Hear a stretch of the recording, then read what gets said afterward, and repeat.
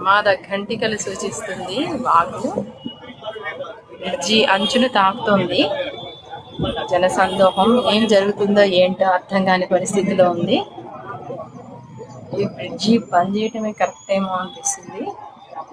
చూడండి ఎంత ఉధృతంగా వస్తుందో. ఇంకొక గంట వర్షం కురిసినట్లయితే మొత్తం మంచు ఆ బ్రిడ్జి మీద కూడా వర్షం వచ్చే, నీరు ప్రవహించే సంఘటన జరుగుతుంది.